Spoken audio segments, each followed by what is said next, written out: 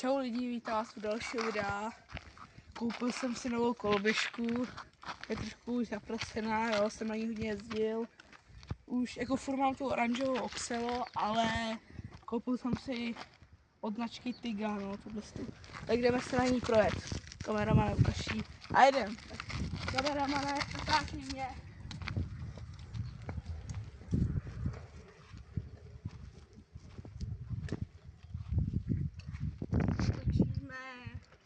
Hezky. A jdeme.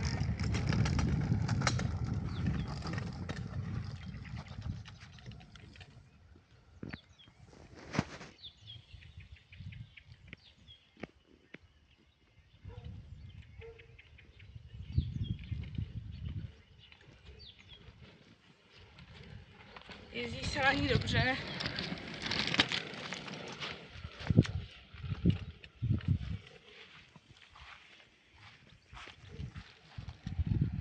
Takže good.